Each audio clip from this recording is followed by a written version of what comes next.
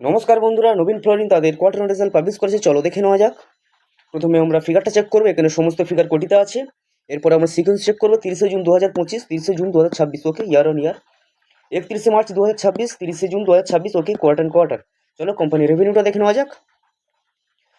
আগের কোয়ার্টারে ছিল 937 কোটি এবং আগের বছর ছিল 725 কোটি, আর এইবারে এসছে 1045 কোটি। ঠিক আছে, এখানে বছরের সঙ্গে বছর তুলনা করলে দেখা যাচ্ছে কোম্পানি প্রায় 44 থেকে 45% মতন জাম্প দেখিয়েছে, এবং কোয়ার্টার অ্যান্ড কোয়ার্টার তুলনা করলে দেখা যাচ্ছে কোম্পানি প্রায় 12% আশপাশে জাম্প দেখিয়েছে। ঠিক আছে, কোম্পানির রেভিনিউ ইয়ার অন ইয়ার এবং কোয়ার্টার অ্যান্ড কোয়ার্টার ভালোই নিয়ে এসছে। চলো কোম্পানির এক্সপেন্সটা দেখে নেবো।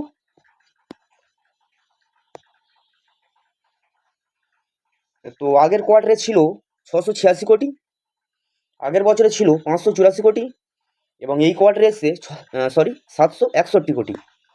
ঠিক আছে, এক্সপেন্সও মোটামুটি ঠিকঠাকই রেখেছে। চলো কোম্পানির নেট প্রফিটটা দেখে নেবো।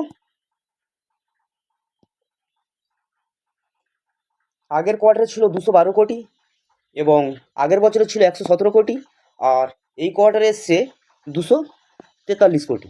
ঠিক আছে, এখানে বছরের সঙ্গে বছর তুলনা করলে দেখা যাচ্ছে কোম্পানি প্রফিট প্রায় ডবল করে ফেলেছে, এবং কোয়ার্টার অ্যান্ড কোয়ার্টার দেখা যাচ্ছে প্রায় 14%-এর আশপাশে জাম্প দেখিয়েছে। ঠিক আছে, চলো কোম্পানির আমরা ইপিএসটা দেখে নেবো।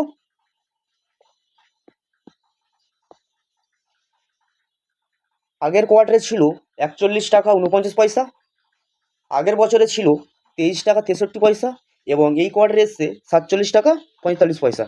ঠিক আছে, নবীন ফ্লোরিন তাদের রেজাল্ট মোটামুটি ভালোই নিয়ে এসছে। প্রতিটা ক্ষেত্রে তাদের খুব সুন্দর গ্রোথ বজায় রেখেছে। তবে দেখা যাক মার্কেটে এই শেয়ারটির প্রতি কেমন রিয়াকশন দেখায়। যদি ভিডিওটি ভালো লাগে তাহলে অবশ্যই লাইক করবেন এবং আরও আপডেট পেতে আমাদের সাথে থাকবেন। ধন্যবাদ।